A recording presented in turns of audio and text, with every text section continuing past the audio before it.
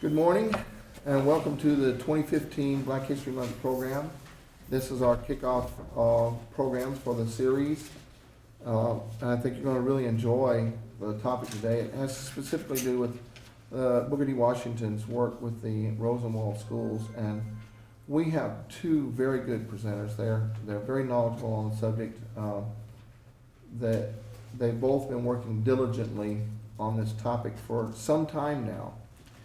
But before we begin, I'd like to introduce Dr. Lisa Hill. She is the acting dean of the College of Arts and Sciences. She will have a few words to say before we begin. Okay. Thank you. Greetings, everyone. And I apologize. Actually, Miss Sunbury was nice enough to give me her parka because it's frigid in here.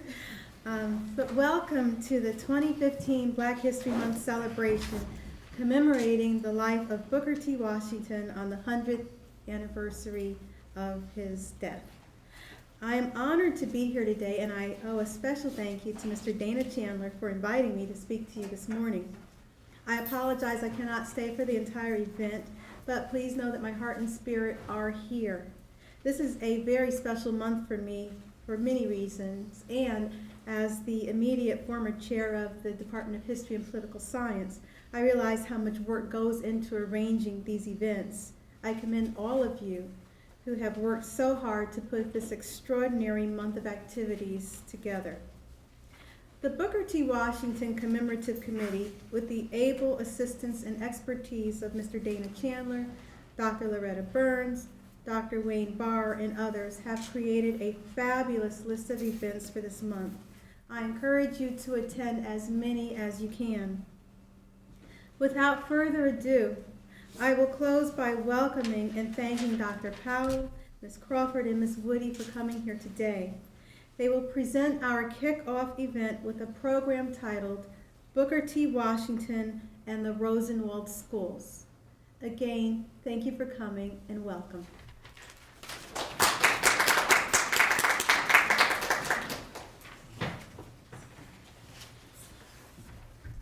Before we begin, I'd also like to note that we have support from the Bioethics Center. They've been very gracious in helping us with procuring this room and with other things, and we really appreciate them.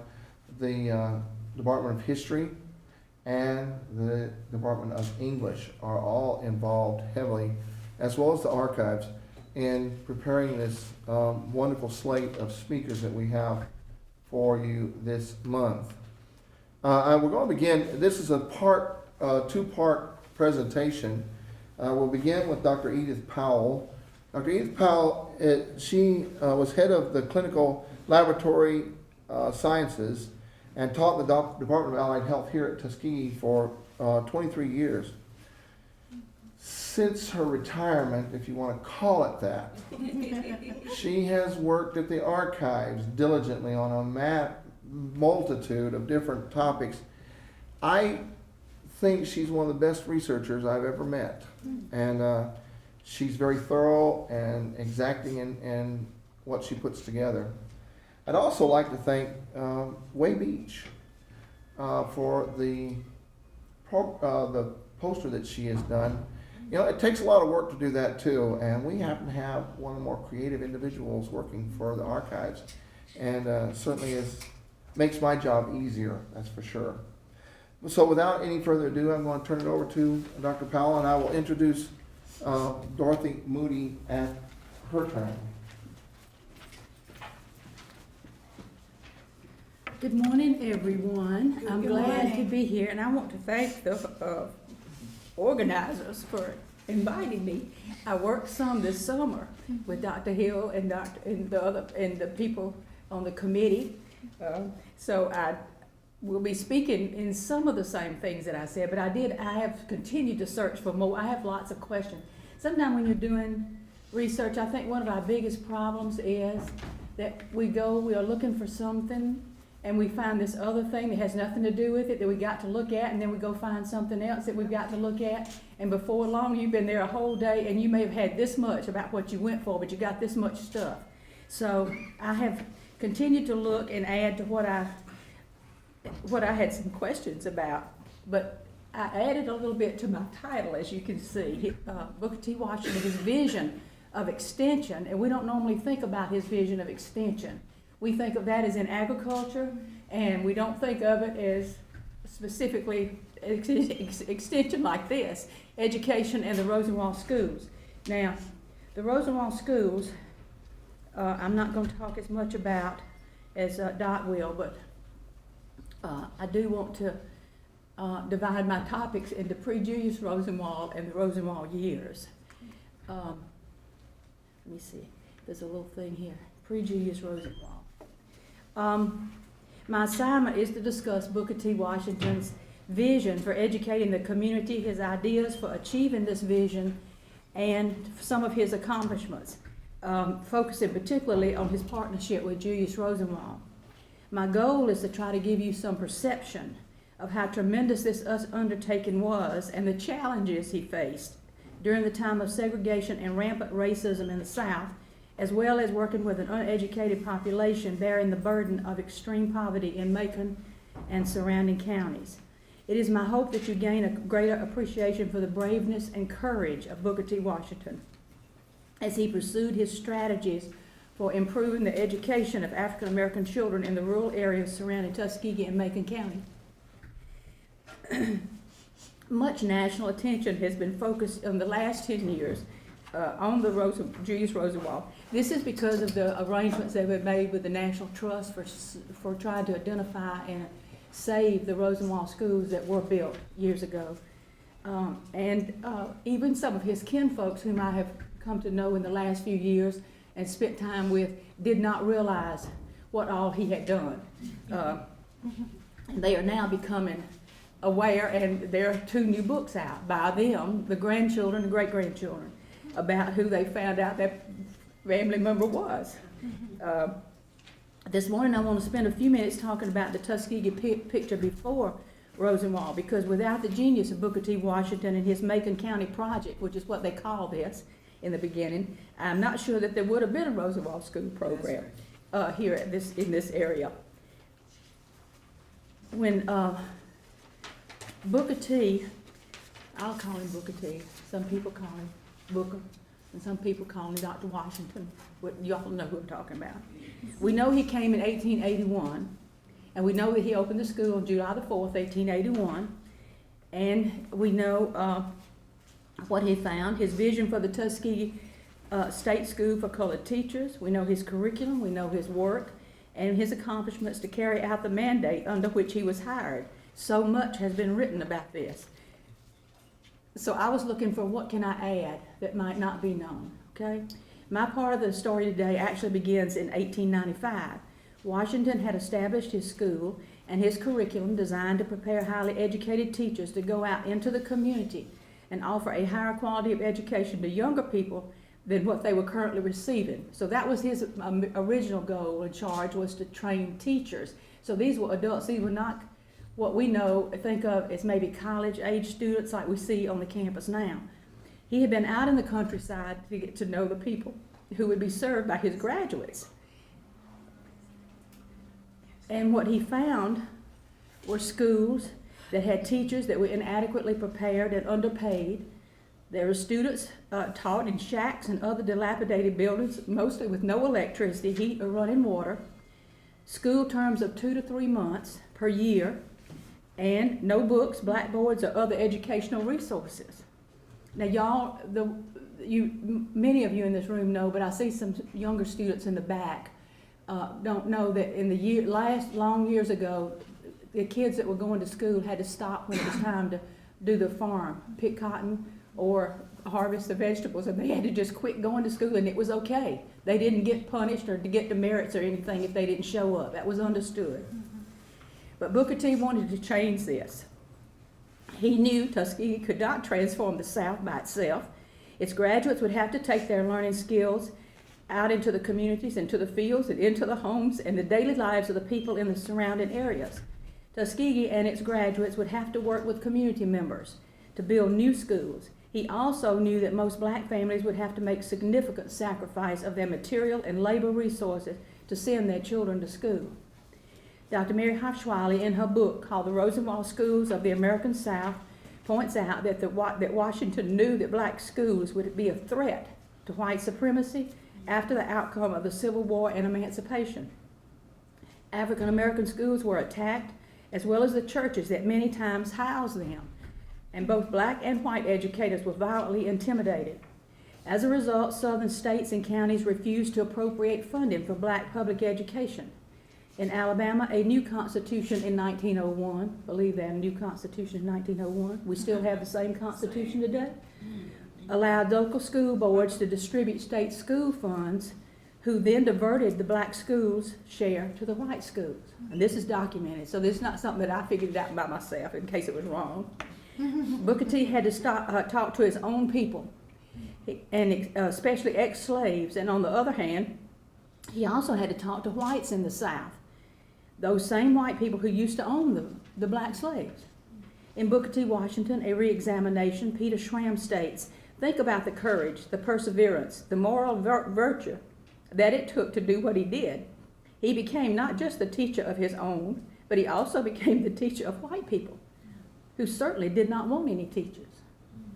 So Washington began to courageously, and knowing that he could face danger, craft his agenda and put together the framework for accomplishing the change that he wanted to make. His strategy, according to Ellen Weiss in her book Robert R. Taylor and Tuskegee, Booker T was offered opportunities while at Hampton to understand and appreciate the building trades. He took courses in freehand and mechanical drawing and working in brickmaking, sawmilling, and woodworking. He appreciated the intellectual and moral significance of manual labor. He also understood that architecture articulated an institution's identity. Let me introduce you to some of the people who helped Washington achieve his vision. If I can get my thing to work here. The first one is Robert R. Taylor. Many of you all know him by his picture. Many of you don't know him. He was the first black MIT graduate. He was also the first academically trained African-American architect. He arrived on the campus in November 1892 to a school that had just been renamed the Tuskegee Normal and Industrial Institute. There were several brick and frame structures on the campus being used for classrooms, shops, and student and faculty housing. Lewis Adams was in charge of the construction crews. Taylor began designing buildings. Among them, there are many. I'll just name 2 or 3. Logan Hall, the chapel, which is not the chapel that we have now, but the other one.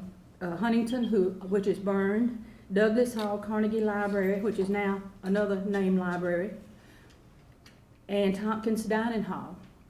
Built with student-made and student-laid bricks. Taylor's buildings included sharp-cut windows and spare but strategically placed bricks or wooden moldings. He went on to teach, design, and direct the construction of 25 buildings on campus prior to his retirement in 1932. He died in 42, shortly after dedicating the chapel. Okay? The next person I want to introduce is Clinton J. Calloway. He was born on April 18, 1869, to former slaves George and Elizabeth Grant Calloway. Prior to his birth, his father and 2 uncles, William Calloway and Leander Grant, became trustees in the establishment of the Freedmen's School in Cleveland. He relocated to Alabama in 1895 after graduating from Fisk. He was recruited by William Benson, who was a fellow classmate, to become a principal at a new vocational school in Elmore County, Alabama, known as Kalijah Academic and Industrial Institute. He served there until 1901. Then he joined the Extension Department here at Tuskegee and turned a 1-room shanty at Kalijah Plantation into a 3-room building, 11-teacher plant that was in session 8 months of the year. Following this accomplishment, he returned to Tuskegee to become the primary advocate for the Macon County schools. Primarily, Booker T brought him here to assist George Washington Carver, who by that time needed a lot of help. Because you know, when Carver came, and Carver's the one I really know the most about, he was a department, a school, or college, if you will, of one man named Carver. He had nobody. Since the educational outreach program was under the new Agricultural Extension Department, beginning in 1905, Calloway was responsible for the management of the applications for each of the schools and the building and the disbursing of the funds for each of the schools that would come under later what we know now as Rosenwald Fund. He devoted his time to expanding educational opportunities for African Americans through the management of the Anna T. Jeans Fund, which made it possible for counties in southern states to fund the first home economics teachers, and the Smith-Hughes appropriation for vocational education, and the Julius Rosenwald Fund in 1911. Between 1914 and 15, Callaway managed the fundraising for and construction of 21 schools in 6 counties. By 1920, 638 schools had been built under Callaway's management.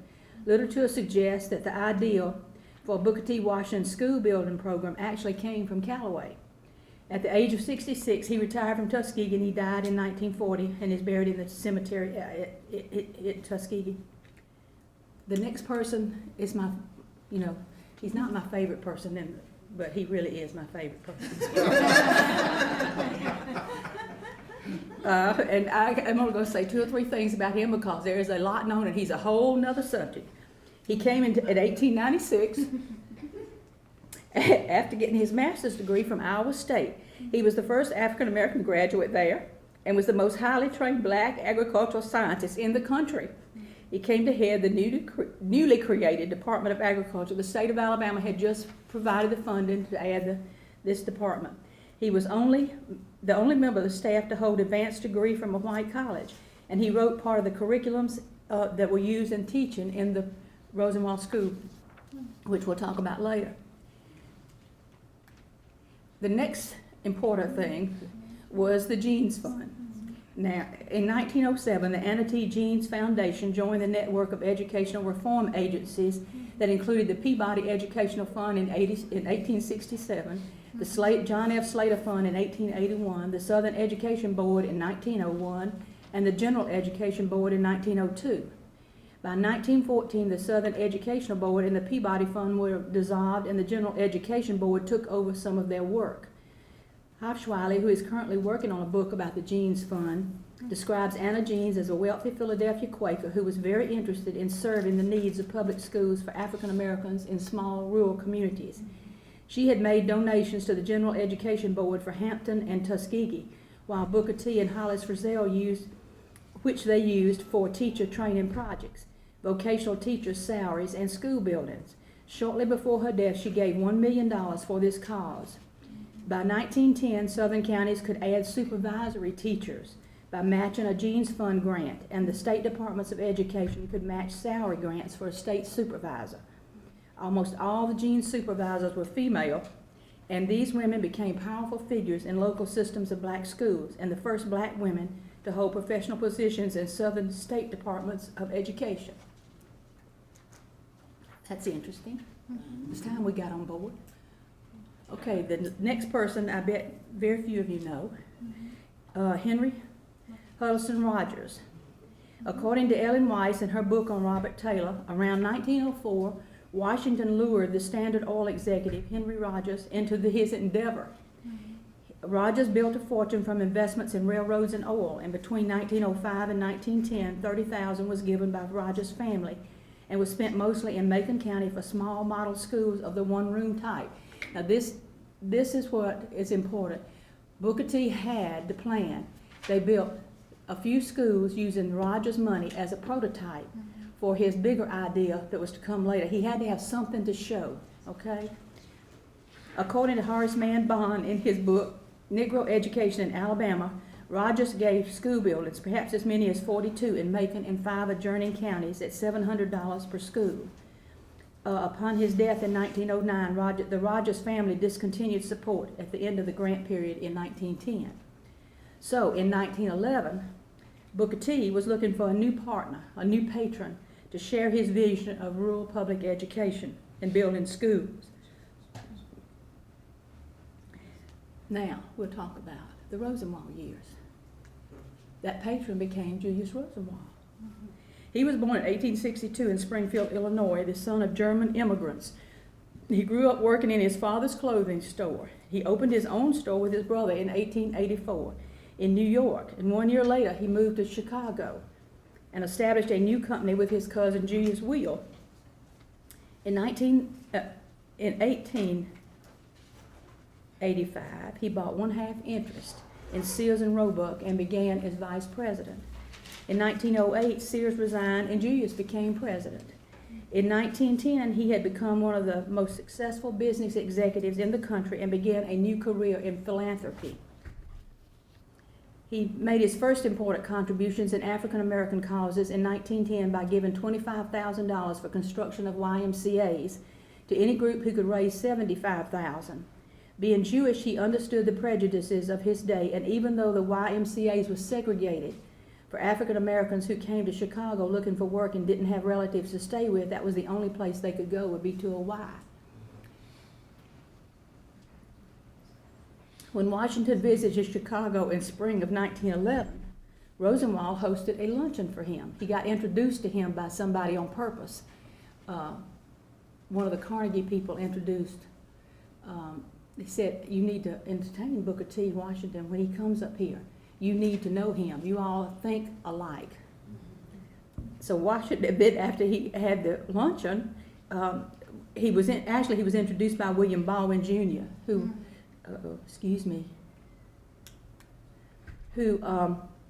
was a Southern Railway executive, and he was chairman of the Tuskegee Institute, or not Institute then, but Tuskegee Board of Trustees. So after they had the luncheon, Booker T invited him to come south to see Tuskegee and see his building program, his school building program. And while he was down here, he showed him these buildings that he had built with Rogers' money. And he explained to him his vision for building more schools, but he needed more money, right? The two men would discover that they shared a commitment to self-help, as well as a firm belief that education could improve the lives of Black Americans in the rural South. Shortly thereafter, Rosenwald was appointed to the Board of Trustees. Booker T was sly. I mean, he knew who to get, and he knew when to get them, okay? Peter Ascoli, who is one of the great grandsons of Booker T, has written a book entitled Booker T. Washington, A Re-Examination. He's the one that didn't know his granddaddy except his granddaddy. He didn't know what he'd done till not long ago, and he's old as I am almost. He points out that both Washington and Rosenwald believed that the key to solving some of the problems of the race in early 20th century was education. He further states that before you can have entrepreneurship, black or white, you have to have children who can read and count. Hence, for both of them, education was of paramount importance. Rosenwald's experience with the Y Project confirmed that a challenge grant could inspire local effort and reward all for their contributions. He did not believe in just giving money and letting you take it and spend it on what you said. He wanted you to at least work for part of it. Both men believed that the education was a public responsibility and expected public funding. In addition to community and philanthropic contributions, they worked together to plan a new rural school building program that would combine outside philanthropy with community self-help to leverage public investment in black education. In September of 1912, Washington asked Robert Taylor to design a schoolhouse to be built for $600. He also submitted a plan to Rosenwald called a Scheme for Helping Colored Schools. And in that scheme, there was 5 points that they would have to use. Now, one thing I cannot find is a copy of the publication, and we're still looking for it. But there is documentation that it included, one, the suggestion for extension to other states, because right now all he had been talking about was around Macon and surrounding counties. But he could see in the vision where it needed to reach Mississippi and Georgia, some of the others. Placement of a general agent in charge to work through the county officials. Start the program first in a few favorable counties. Place responsibility for local aid upon county officials, and you know they had not been very successful doing that in the past. They did not get the money they were supposed to have gotten. And insist the general agent should enlist support of local white people for the cause of educating blacks. So that was an important part for Booker T. Now this is a memo that I found that tells Mr. Calloway, do not fail to impress the white people as well as the colored in Macon County with the value of public schools. And he compliments him because he says the farms look better than they have been, and that's because of the extension department. But what he was doing was telling him to be sure to include white people in this endeavor. Then this I thought was very interesting. It's dated 1928, which was long after 1923. But it said, I don't know if you can read it. But the thing I found interesting was it says, "Dear Supervisor," this is to Miss Foster, who was one of the supervisors, the Gene supervisors that they had hired. She said, "Let me tell you about our work since you were here. On the day appointed for the men to go cut and haul the logs." Now, they were going to have to get wood logs to build the schools. These were wooden schools.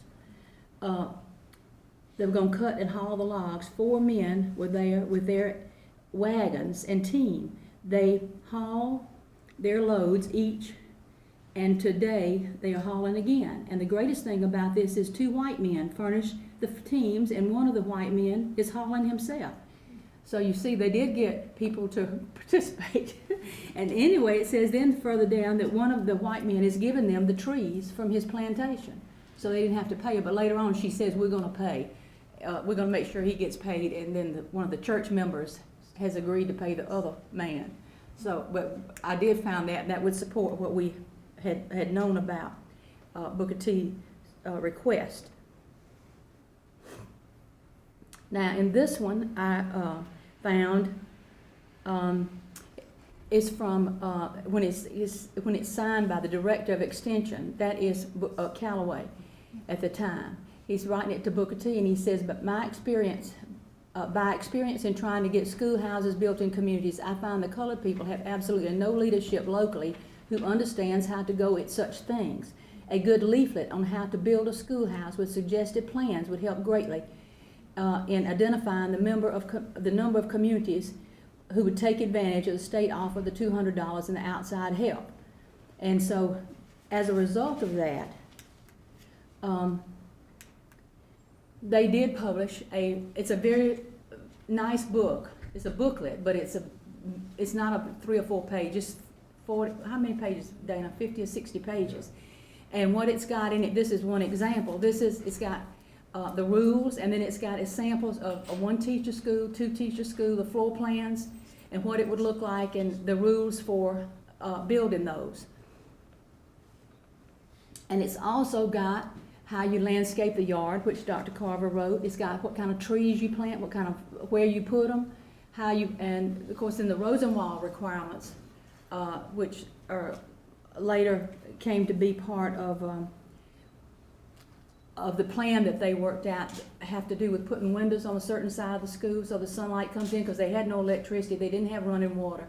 Most of them had wells, and then they have in this book is also plans for the previous, where they need to be put so that they can't, the water from the well doesn't get contaminated. It's amazing what all they put in there. So what they would do was send out the first little document that said the rules for using the money.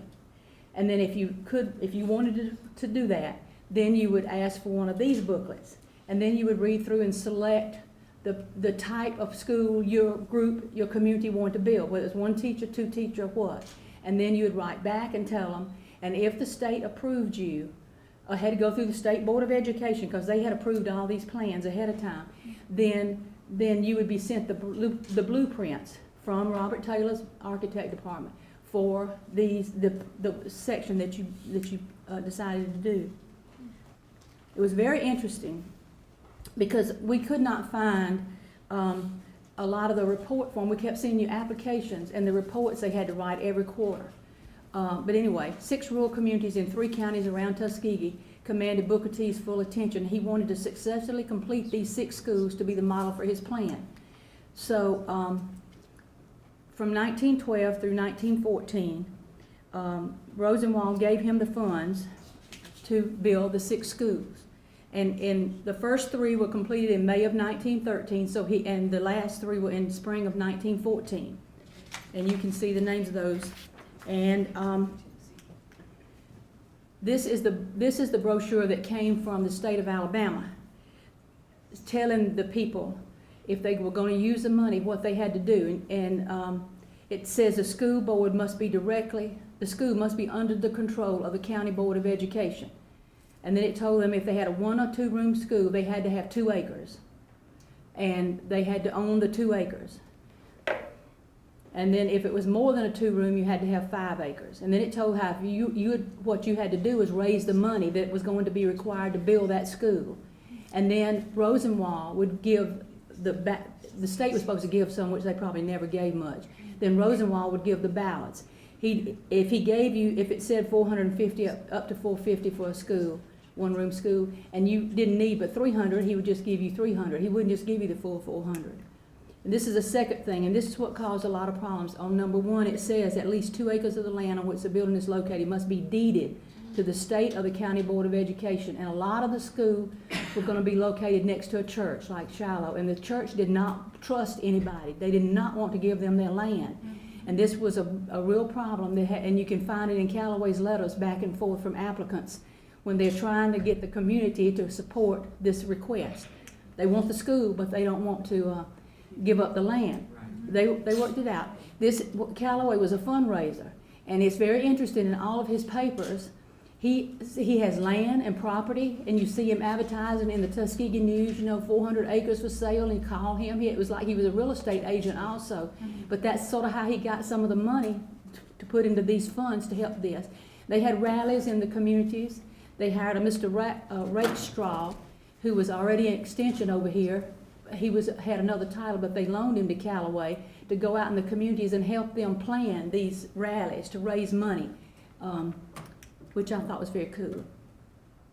And then Booker T wrote in 1916 that he'd been out in Russell County last week, and he'd been to Marvin, and he'd seen all these different schoolhouses, Mount Olive, and he was giving a little update to Callaway to let him know what he saw and if he was pleased or not. The one at Society Hill hadn't been started then. And then they got to be, people would write to Rosenwald himself wanting the money. And he would send back, like Mr. Earl, referring to a letter of August the 15th, this is 1918, addressed to Mr. Rosenwald, please let me state that all contributions for schoolhouse construction are handled along definite lines through Tuskegee Institute. I would suggest that you write, look how you spell right, to Mr. Moten, by then President Moten, and tell them what you want. Now this is a report we found that's from one of the counties, Solomon Chapel School. The teacher wrote this monthly report that they were asked for the number of children enrolled and how many male and female, and the average attendance each day was 29. This is what we found. We were trying to find forms where they reported things to the state, because they had to report something on some sort of document. We would see it, but we couldn't find any blanks or anything. And this one tells that at the top, it just tells what was contributed by people and what they had on cash, how much land, labor.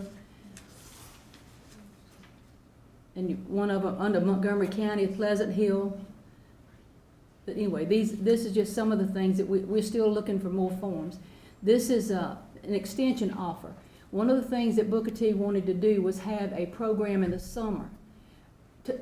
Have them change from 4 to 5 months to 6 or 7 months of school, trying to go 8 months. And so Rosenwald agreed to give him a small amount of money to entice these schools. He would give them a certain amount of money, $30, for a teacher if they would agree to stay 1 more month and teach 1 more month of school. And they could apply to the state and say which teacher it was and what they would do.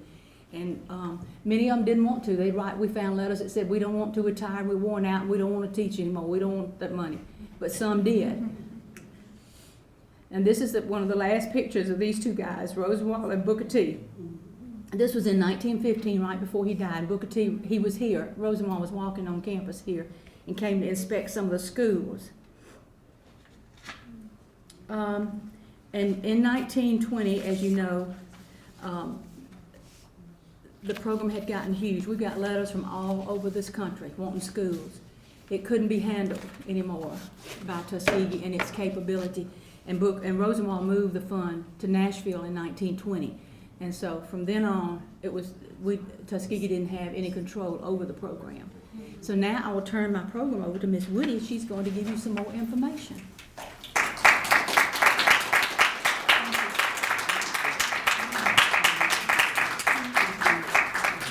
Thank you, Edith. No, I'm going to read this right Yes, here. ma'am. I'll just get it. As I said, this is a 2-part presentation, and we're very fortunate to have another dear friend of ours, Miss Dorothy Woody, And she has been a fixture at the archives for a while. We really appreciate her coming to visit with us and work with us. She has retired as a registered nurse at the East Alabama Medical Center. She's from the Armstrong community in South Macon County. What's interesting is that she came to me and she said, look, I think we have a Rosenwald school down here. And she had so much excitement, and she was so vibrant about it. And she said, I just want to see what we can find out. The photographs themselves pretty much tell the tale of her school. There's no doubt that was a Rosenwald school. The windows on one side are large and very well built, and on the other side they're small and kind of high up. So it's really interesting to find out and to see her research. And as she's researching, she's reaching out to all these other people and bringing other information in for us. And it's really interesting. It's really adding to and fleshing out our understanding of Rosenwald schools in the area. So what she's going to do is she's going to talk about that, and we're glad to have Dorothy Woody.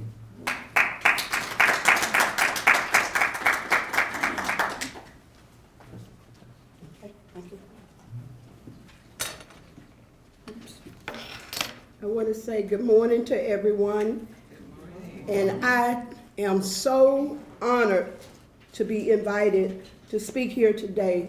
I want to say thank you to Dr. Chandler and also to Dr. Hill.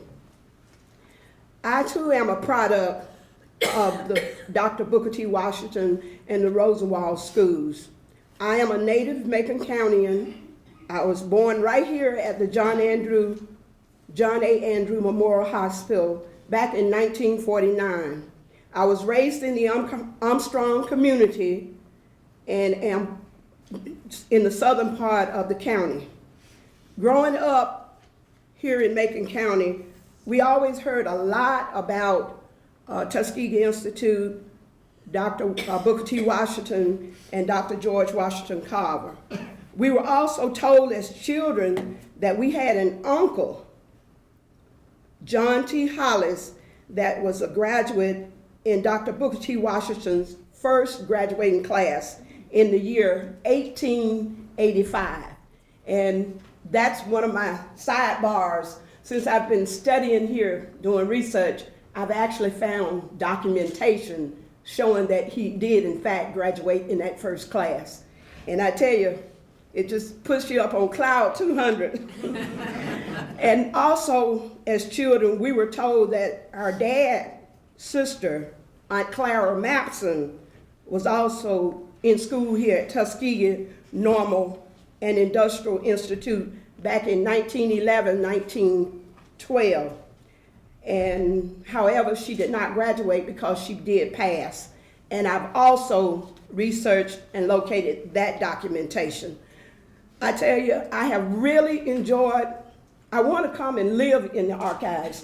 I've said to Dr. Chandler many times, may I bring a bed and just stay here? It's so much history here at the school. And this history that's prevalent to me, it's stuff that people, names that I see that I've heard my father and my grandfather speak of. And to see it all documented, it is just so very, very rewarding. Now to get back to the Rosenwald schools, because that again too was my purpose for initially coming here, was to find documentation regarding the Rosenwald schools. In the fall of 1912 through the summer of 1914, there were 6 rural schools. I need to.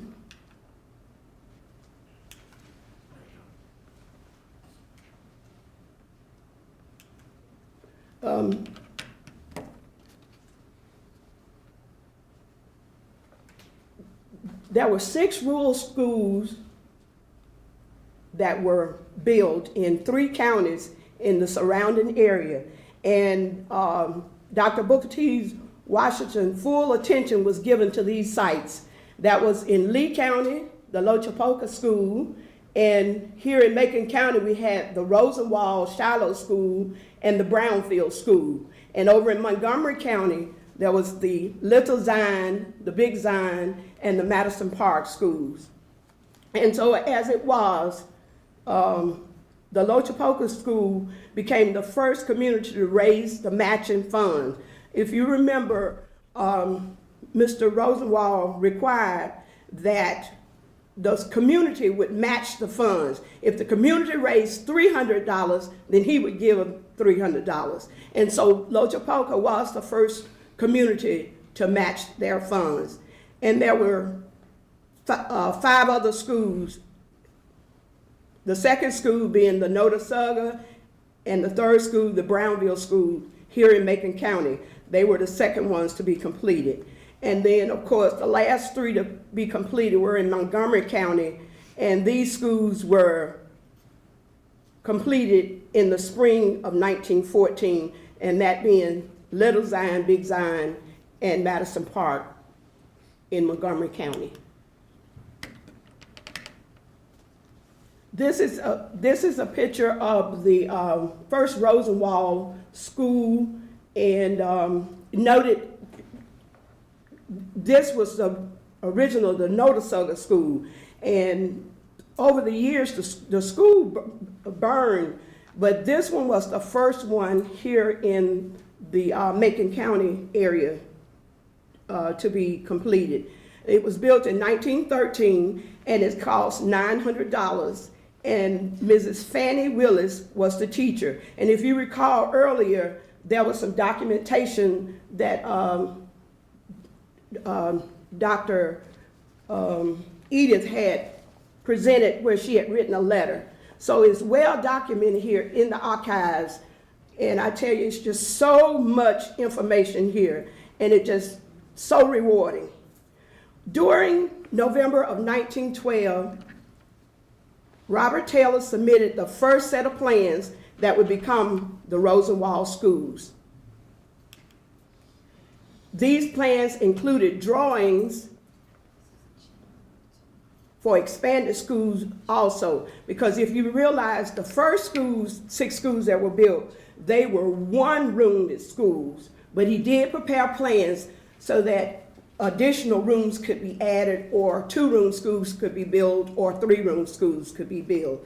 The Rosenwald School at Chehaw, Alabama, just 5 miles from here, from Tuskegee, was one of the first 100 Rosenwald schools. Well, then, once the first 6 schools were built, Mr. Rosenwald was so pleased with the first 6 schools that he agreed to continue his aid to another 100 school buildings. And again, he made available $300 for each school. Tuskegee published plans for erection of rural schoolhouses. And this served as the foundational document for program administrators. This plan took the experimental building project to another level. It was gone down through the roof. Dr. Washington and Mr. Rosenwald settled key issues raised by their 6 experimental schools.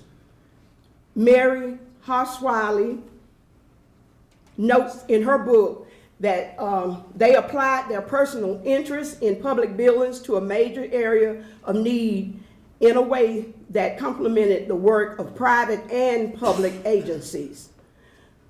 Their contributions, the colleagues, had welcomed the new initiative, and the state and the local officials responsible for Black public schools, and it had provided willingness to add Mr. Rosenwald grants for building to their agenda. So that's where we have the building, the grants would become coming from a central agency that was authorized by Mr. Julius Rosenwald, and then the funds would flow from Tuskegee to the state education department and then to local school authorities. The grants had a centralized administration in terms of design and approval of the Rosenwald grants, but a decentralized implication coordinated by the state agency for Black schools and the Tuskegee's community organizer. Its success would depend on local initiative through self-help. because that's what it was. Way back then, it was self-help and the effort of the locals in constructing the schools. Remember, the locals, that was the black community as well as the white communities, would have fundraisers and they would contribute money and raise the $300 that was necessary. And then, of course, the agency would provide the additional $300 from the Rosenwald funds.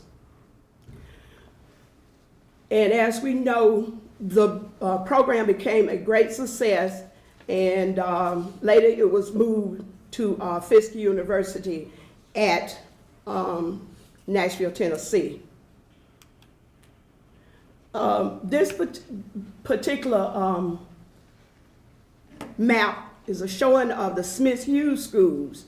And what the Smith-Hughes schools were schools in Macon County that use what is called the 50-25-25 plan.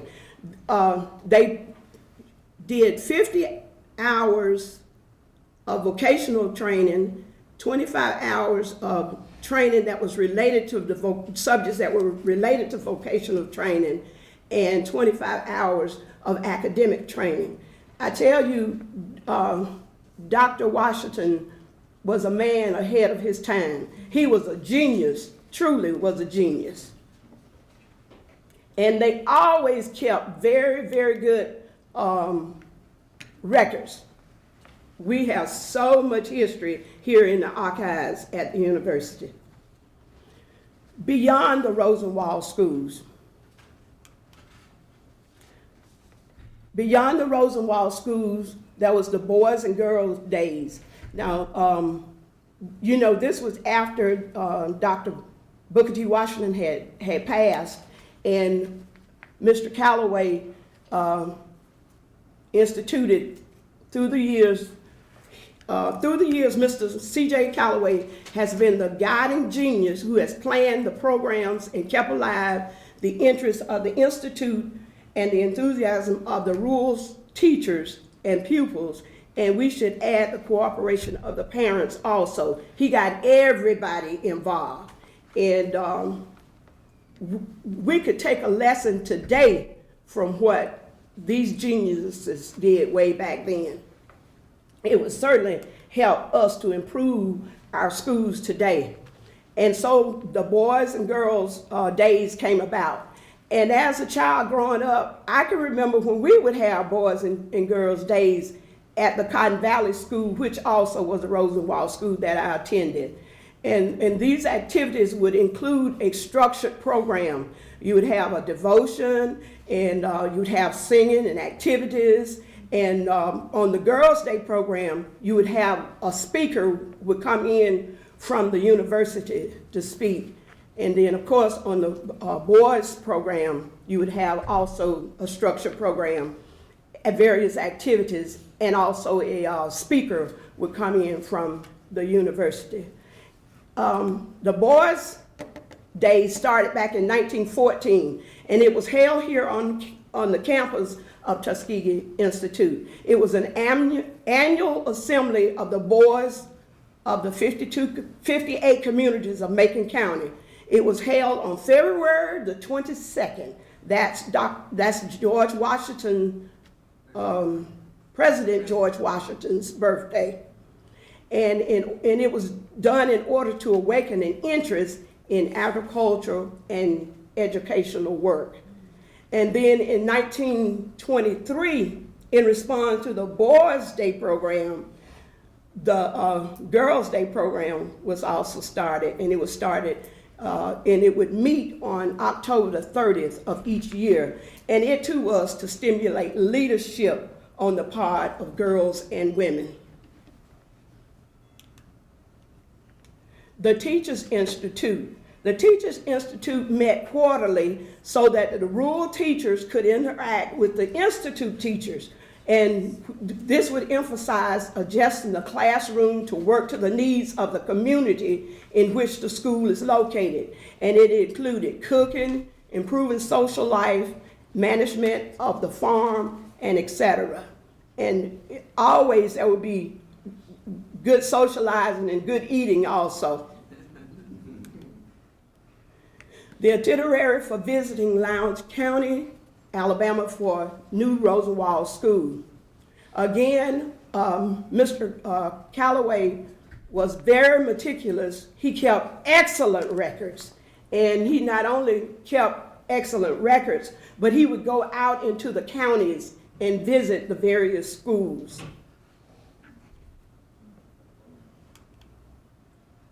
By 1931, 5,295 schools and over 65 teachers' homes had been built in 15 states, from Maryland to Texas.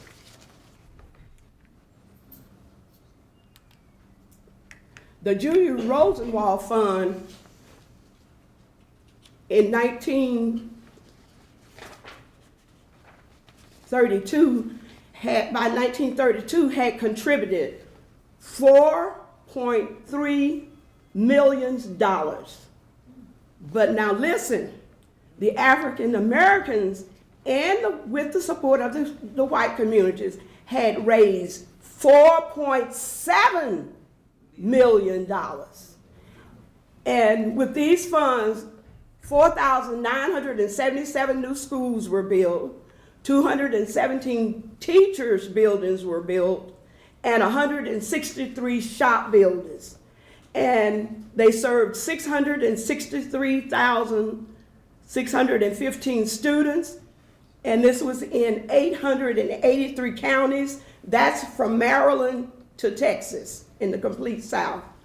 And this was in 15 states, as I said, from Maryland to Texas. It is interesting to know that in the early part of the 21st century, here it is now again, the Rosenwald schools have again gained public attention. And very few of them remain here on the southern landscape, where at one time they served as central community institutions.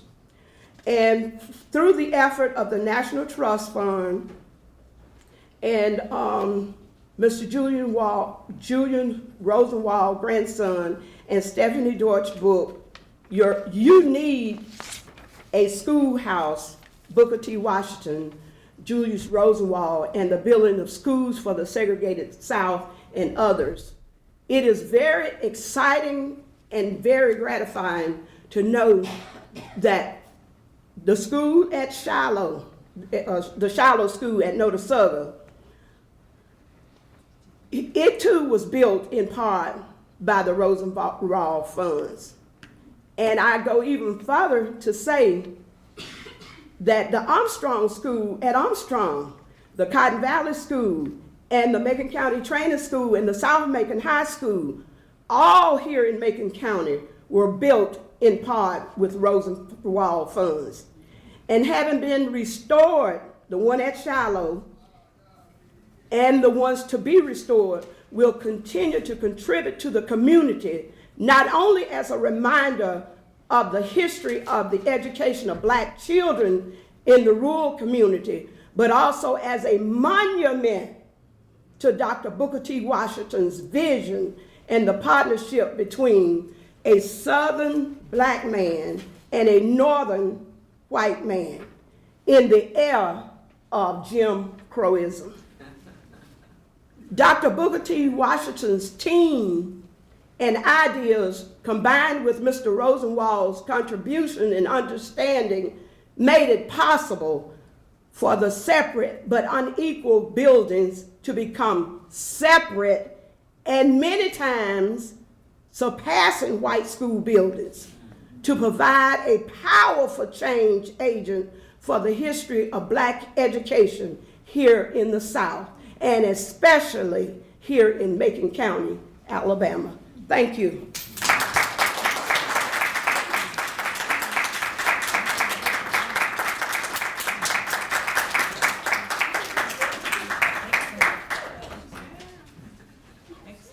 Let me tell you something.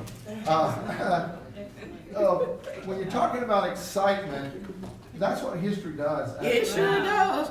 And the archives, when I have people come in to visit the archives and work in the archives, that's the kind of excitement that I get out of people, and I live it every day. It's just unbelievable what we have available there. Now, we have a few more minutes left, and I wonder if there are any questions for our two speakers. Denise? To Dr. Powell, first of all, to both speakers, it's very enjoyable. I learned a lot just listening to your presentations. But I have a question about the Rogers Protocol buildings. Were they on campus or were they out in the community? Where were they in the community? We are not sure where they were. We have a photograph of what they call the first school in Notasulga, and that is possibly one of them. But Fisk has all the records, and they sent us copies of the 3 school buildings that they contribute, or they attribute to Notasulga. The picture that Dot showed you was taken from the newspaper, and you would see it said the first Rosenwald school was in Notasulga. Well, that had started when they started researching for the trust, the National Trust approved that these schools that were still here were savable. They had put that as the first one, where we found out really in actuality it was in Lochapoka. But then when Fisk sent us what they had, they showed not the one we're currently in now, which they know was built in 1923, because there's a big picture of it in the Tuskegee News. But they showed this other one, and that was the one that Dot showed you. But we have another one that was a one room, like a real little bitty shack, and we're not sure which one of those two. We're thinking that second one was really one of the ones built with Rogers, was one of the first. They call that one maybe the first school in Notasulga, and they've gotten the pictures mixed up. And maybe that was the one, because very few people know that Rogers was the one who contributed money for the first few that were part of Booker T's little plan, so he could show Rosenwald, or whoever he could get to come and listen to his program, that he had done this and they were working, so he needed to do more. My mom went to Hall Rosenwald School. Yes, she did. And so I always thought that was one of the first 6 schools that was built. So what year was the Lochapoka school built? 1913. 1913. Both of them, they were finished within a month of each other, Lochapoka and Notasulga, but they both started raising money the first, but it was whoever got the building started had the money ready to start. So do they know when the Hall school was built at all? Do we know? We can find out. So I just, I always thought that was one of the first 6, so when I saw your list and Hall wasn't on there. It was one of the next group, I think, Okay. because what they did was as soon as those first 6 were built, and it was published that Rosenwald was now going to sort of take over and was going to give money to continue the program, people started writing in from everywhere, and they tried to take the Macon County ones first. Right. And so that was one, I'm sure that was in the next batch. Okay. Did you have a question? Yeah, it was mentioned that some of the schools were burned down, or burned down. Was that or alluded towards, illicit behavior, or was it accidental We do fires? not know. We don't know. We are looking. There were several of them burned down accidentally because, they had stoves inside, and the stoves would deteriorate, and then, it was a matter of that deterioration leading to fires. But we really don't have a definitive answer for that. One of the things that they were trying to do when they utilized whites and blacks working to build this, that would tie the community together, that they wouldn't go out and burn those schools. So if it was, it might have been done from outside. It's just unknown right now. Second question.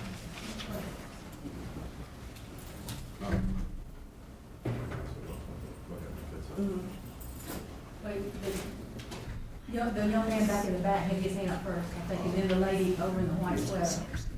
My question is, in regards to the Boys and Girls Day, that was established back in 1914 and also 1930. 23. Is there anything prevalent to that in modern time? Like, does the program still exist, or is there any information on what happened to that? Now, I don't have that information, but, in sharing with you the matters, we can continue those programs today, because it worked then, it'll work today.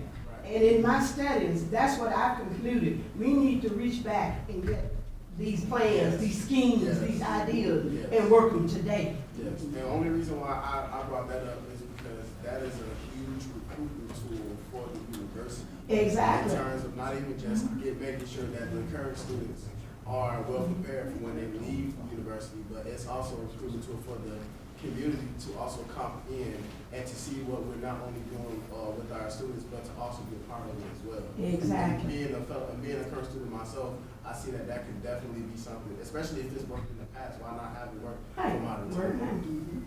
Thank you.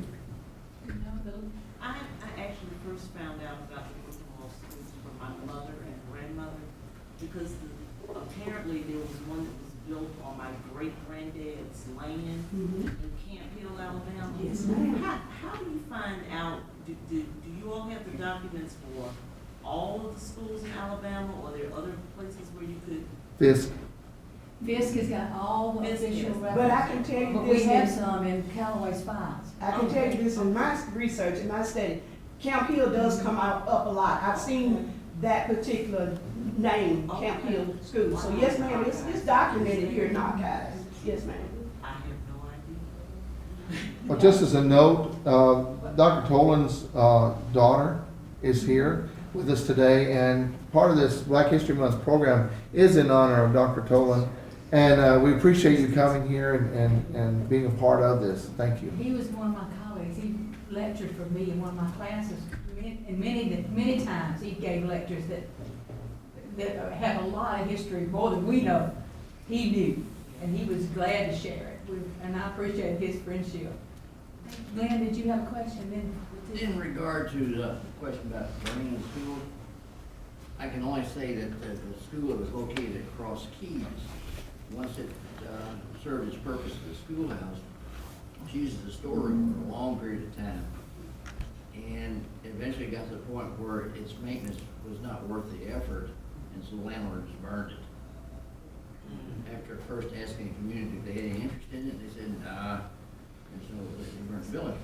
The Rosenwald family member, Stephanie Downs, who just wrote the newest book on her, she's married into the Rosenwald family. Her husband is the great-grandson of Julius. Said that after the building program stopped and when he died, he had arranged his paperwork so that it would stop when he died. Then people started forgetting about it. And then for years, nobody remembered any of this. And so only in the last 10 years has this come back to the front, and they're really pushing it. So that's, that speaks for why those big years in there, nobody thought they were worth anything. After integration, people just moved on to different schools and let those just go. And very few were ever converted. Most everybody went to white schools. Very few took the white kids to the black schools. So that has it's been interesting to notice what history has done. Dr. Jamaica, you let. Oh, yes. Thank you. Yes, good morning. Good I am morning. so delighted to be here. I'm Latifah Muhammad, the little sister of Little Dorothy. sister of Dorothy. Mhm. And I too am a product of the Rosenwald schools in Alabama, in Macon County. I'm also one of the co-founders of the South Macon Community Foundation. And recently, the Board of Education gifted to us the 16 acres that old school site sits on. And we have a plan to refurbish it and, of course, put it back into an active role in the community. One of the things that we found out in our research is that there were several primary schools that Mrs. Nellie Reed came up with a plan to consolidate that created South Macon. And so part of those 42 schools that Mr. Rogers helped do was probably some of these schools. There was a Callaway school, a Swanson school, a Roper school, Warrior Stand, Hannon, Mount Nebo, Creek Stand, and Armstrong schools. Right. In There the is a South big- Macon in area a lot of of the the county. research that we were doing, they also provide they had that plan that developed out of some of this for consolidation. And I've been seeing consolidation, I knew about that, but that never came up as part of the direct information about Rosenwald. Yes, So well, some of these schools were pre-Rosenwald schools. During I knew that about time, the because they Rosen were schools. earlier, before even Dr. Washington and Rosenwald met. Mhm. These schools were like in the early 1900s. That'd be very cool to put all that study for the pre-Rosen, pre-Rosenwald. Yes. She's right. And you're right. She's right. Clinton Calloway was actually building schools. He actually built the one over at Kalijah. And he was actually building schools, and these schools that were being built in the county, in Macon County, were all constructed, or they reused an old building to create these schools to begin with. But many of them were in churches too. And what happens was that when they did a tour, the decision was made, hey, these are not up to standards. They're not built in a way that's going to be conducive to learning and to keeping the children healthy. So that also is what prompted Callaway to go further and talk to Washington about making that change so that they could start producing these schools. And it was early on, Washington's intent was, hey, if we're going to do this, everybody in the community is going to participate. And so he said that there were many in the African American community could not do some of this work, and they could from the white community. So that's why he brought them in. The partnership. And, that's something that I really think it needs to be stressed more and maybe looked into in greater detail, is that partnership that went on between the people in communities. We've got this bad rap in the South, everybody being, fighting each other from the very get-go, and that didn't happen. That's what you meant. Let him. Two quick questions. Johnson? One has to do with the property, the land. What happened to the land, as it was earlier stipulated that it should come either for the county or the state? And since these schools are not in existence, what happened to that property? And number two, quickly, do you know what is happening in the other states regarding Rosenwald schools? In 1965, the deed for the Shiloh School I know about, that was deeded to the state of Alabama, was deeded back, it's signed by George Wallace, deeded back to the Shiloh Church, because that's who the land belonged to when it was given to the school to be built. And we have the deed before, when it was given to the state, and we have the deed for when it was given back to. And that's what happened. They had to give all those school deeds back to whomever had the land when they acquired it. Johnson? Was that what? I'm just saying, but do you know what is happening in the All over the country, these states that she mentioned, there are people that are through the trust. Each state has a list through their Department of Preservation, Historic Preservation, looking at those sites to see if they're savable. Many of them, there's one in Cave Springs right outside of Rome, Georgia, that I've been working with for a year. There are some in Georgia that have already been restored. There's several places. I've forgotten how many. I think it was 10 to 15 when the Rosenwald grants first came out through Lowe's, when we did ours at Shiloh. That's been 8 years ago, when they first started the grant program to restore schools.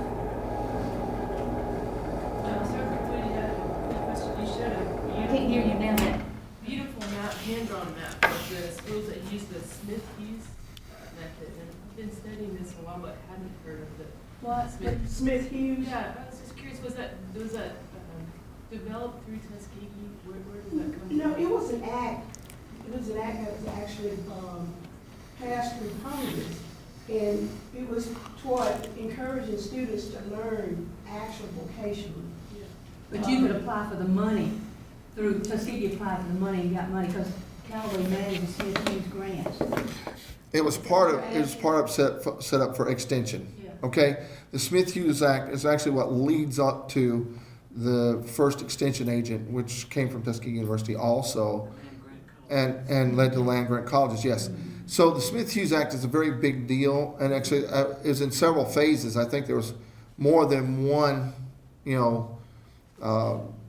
There was like 2 or 3 different phases to the Smith Hughes Act, but it is a very important act regarding how things were handled here with extension. Does that help? Yeah. Okay. Thank I just have a question for Ms. Whitty. Just from your own experience, could you describe some of the unique aspects of being educated in a Rosenwald school? Yes, at my elementary school, at the Cotton Valley School, the rooms were small. Now, in a classroom, you would have a first grade teacher and the same teacher taught first grade and second grade in the same room. So a portion of the students would be first grade, and another portion over here would be second grade students. But it was small class size, and my first grade teacher, I'm very proud and I always hold her so dearly because I felt she was my mother at school, and that was Mrs. Gwendolyn Butler, which was the great-great-granddaughter of Lewis Adams. But we didn't look at school as being bad. We always enjoyed it. We loved to go to school, and the teachers loved us. And we had activities, recess, and we ate at the school. We had hot meals, and everything was structured like home. You were taught actually how to sit at the table and how to eat with the proper utensils and so forth. And I always remember when we would come to school in the mornings, we would have what's called devotion. Everybody would stand in the front of the school near the steps coming into the school, and we would sing songs, and then we would have prayer. Believe it or not, we had prayer. And we would pledge allegiance to the flag of the United States of America. I remember that so vividly. And then we would sing the song, America. And then, of course, we would then enter this building and proceed to our various classrooms. But it was so exciting in those times. I've always been a person that has enjoyed going to school. And that's what happened too. Eventually, Cotton Valley did burn. But now, sort of retrospect, I remember the school not only had a school building, but there was a cottage there, one of the teachers' buildings existed. I remember that. I mean, I didn't know all the history back then, but looking back, I remember all of this.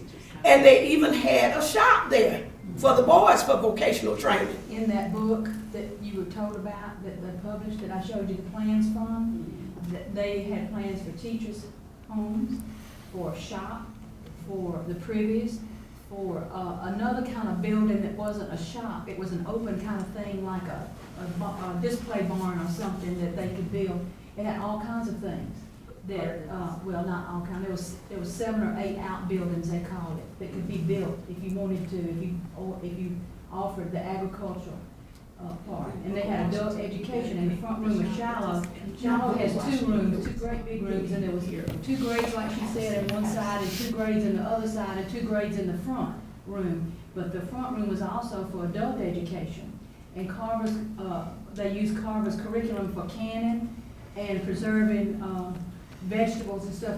Jocelyn and her group has used that as one of their things for the things that they've been doing in the community for gardening. And we found that the paints that we used in these buildings, of which there were certain colors, you could only use light colors because of the light reflecting. They didn't want you to use dark. Carver's paints and stains were used. Many of them have brick columns that this building set on that raised them up off the ground that were bricks from Tuskegee students.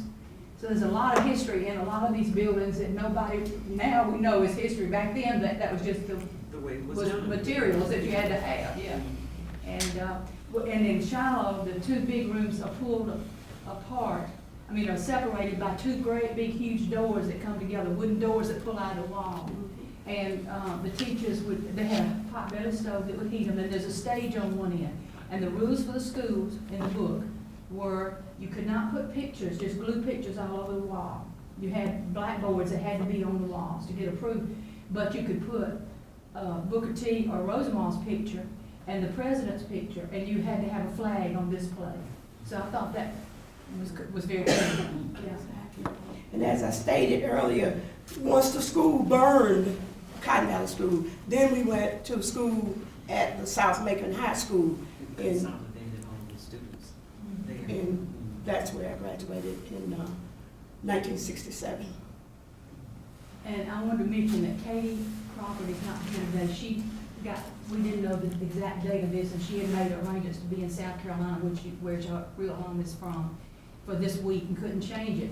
But she said that when they were little, they would walk to school, and the school buses would be busing the white kids past them, going right by their school to come into town, but they could not ride the school bus.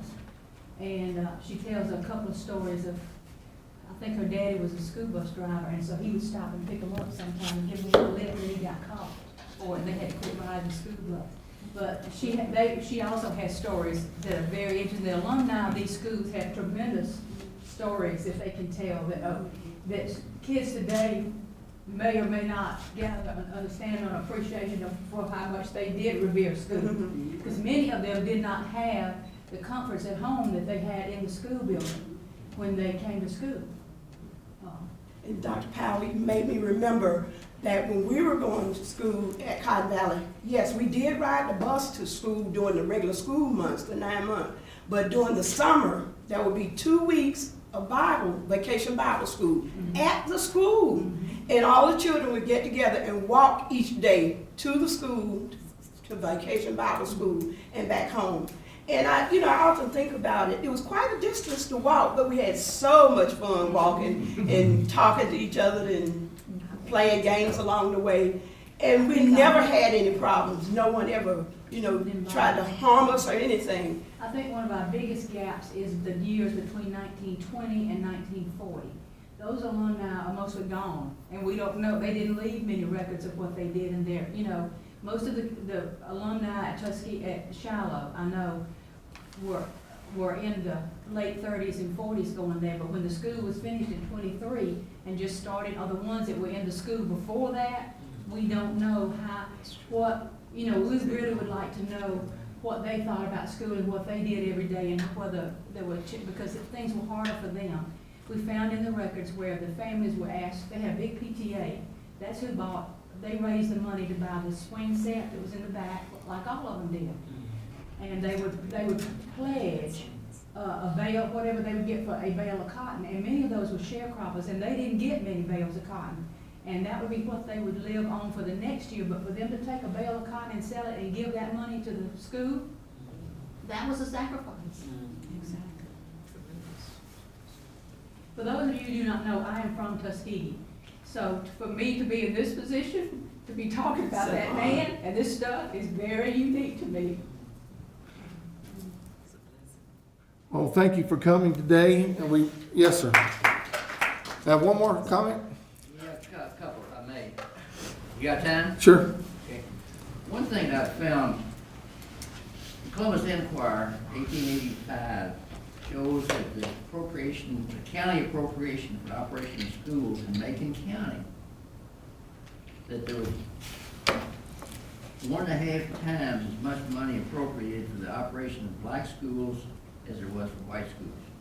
And I found that kind of amazing. But you know what? I may have an answer. I found, and it may not be the same time frame, but I remember that. Let's look at what I found. I found a document from the state of Alabama where they're giving their annual report, and they're saying that that there is appropriation for black schools, but on the reports that they get every quarter or every year, the black schools are not asking for the money, so they must not want it. But yet they're building new schools that are very nice, so they must be getting their money somewhere else. So a lot of them are getting, and in that case it was, and they gave one example where there was a brand new school, but it was built by a particular church group, like a Presbyterian church, so-and-so in this community had given the money for the whole school. So there was other ways they were getting money, they said, so that's one of the reasons they felt good about taking the money and giving it to the white school. I'm not really sure I understand what you're saying. Well, I'm not sure I understood what you said, but I thought I did. But that's my answer. So yeah, the other comment I had to make, and this kind of amplifies what Latifah brought up, is that the communities, especially in what we call the Ridge community, which is Warriorstand, Creekstand, Borenville, Roba, The one that preceded the location at Macon County Training School, whatever that was called. Pleasant something or another. Anyway, my point being is that those communities prior to Rosenwald and Jeans and wherever else had their own schools for black kids. And this was back in the 1800s. And they would build, the community would get together, they'd build a building, they would bring somebody in to be a teacher. And the neat part of this is that they didn't have any money to pay the teacher a salary, but they would provide her with a place to live and subsistence to live there. Now, was this a quality education? Probably not. Most likely not. But yet it was an education. And did it last for 9 months out of the year? No. When you're planting cotton, you're out in the cotton field. When you're picking cotton, you're out in the cotton picking field. But in between times, these kids were trucking off to school. Ma'am? But aren't you talking about the schools that Booker T. Washington saw and set out to improve? Yes. I doubt it, because he wasn't here at that time. Well, he saw them in 1881, yes. It's right, though, that they are the schools that he sought to improve, because again, the Calvary School, all those schools that were in the South Macon area that you're talking about, they are the ones that Mrs. Nellie Reed worked to consolidate that made Macon County Training School. Okay. So the students were then bused through the state system to that new school. And then, so, you know, from all over that South Macon area of the county.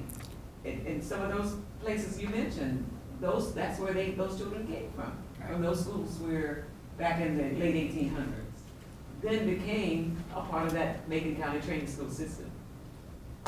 The really neat thing is that Warrior Stand School #1 was back in the swamp, and we can't find a location for that place because I don't want to go back there, quite honestly. Well, it may be over near that church.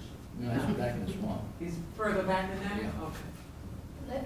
But I also wanted to add that I've actually seen numbers from the 1940s that are a lot worse than that 1.5 to 1 ratio of money allocated to black and white schools, more like 4 to 1 in some southern states, that kind of thing. So that was not,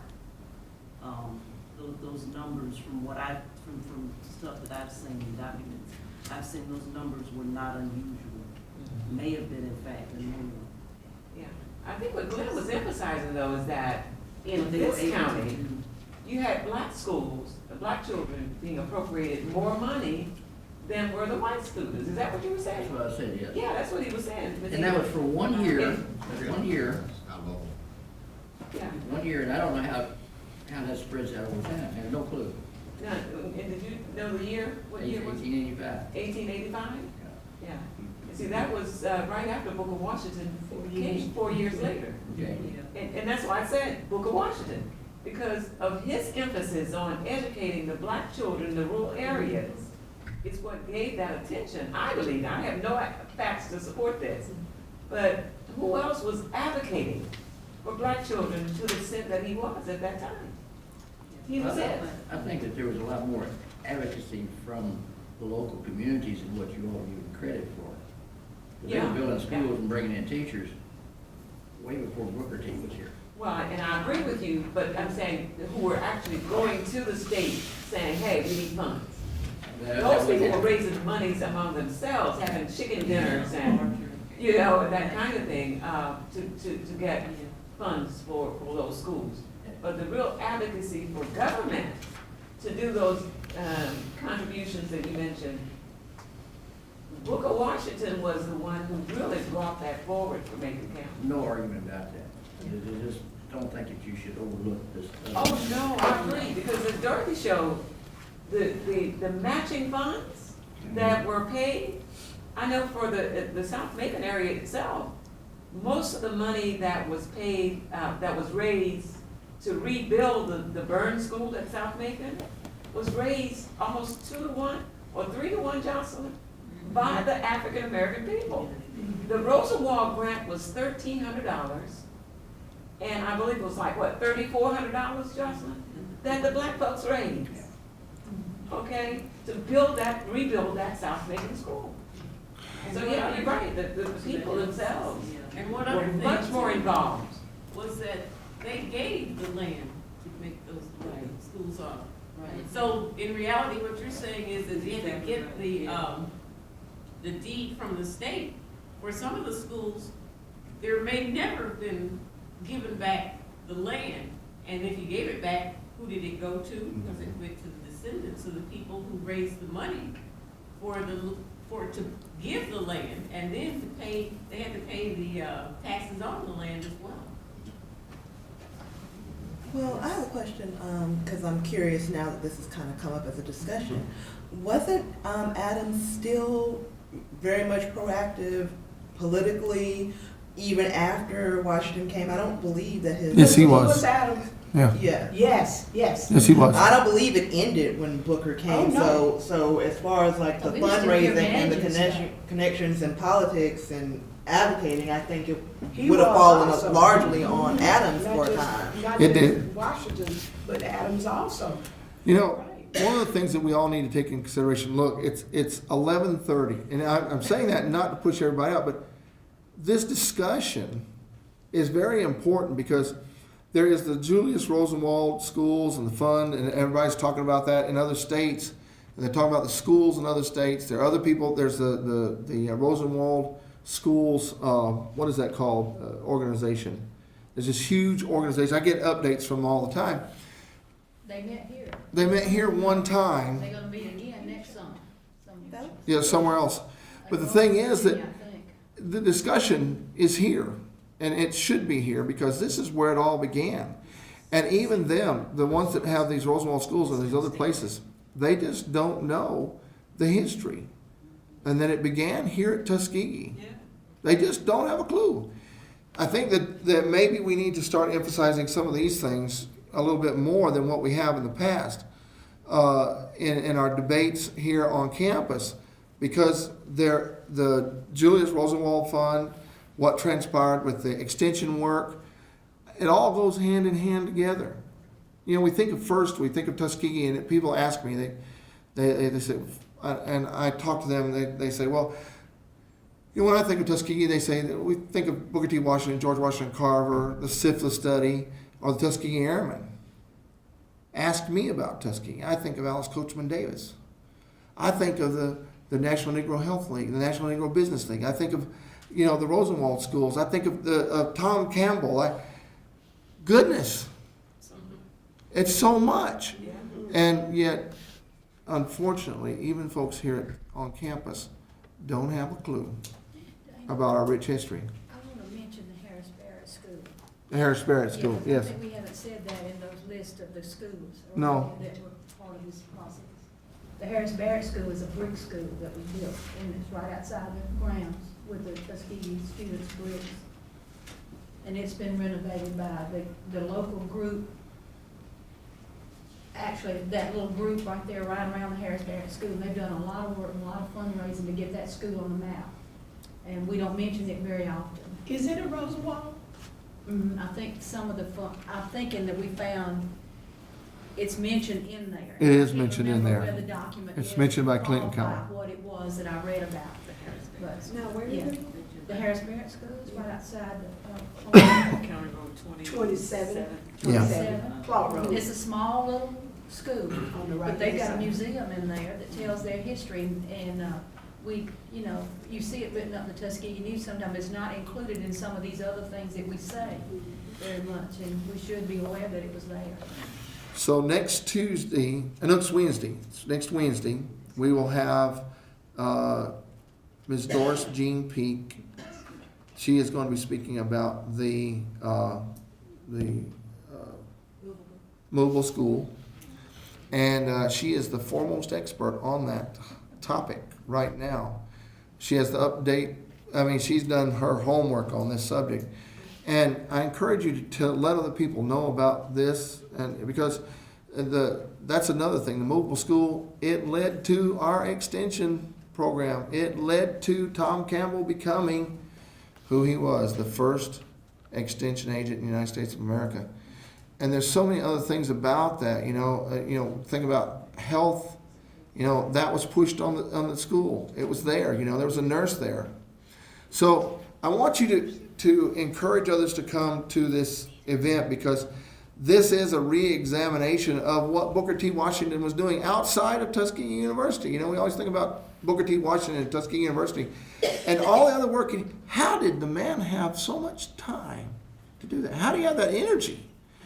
Well, you'll find out in our symposium that that's what helped contribute to his death. And so I encourage you to attend next Wednesday. I'm looking forward to Doris Jean's presentation, and I really appreciate y'all coming today. Thank you.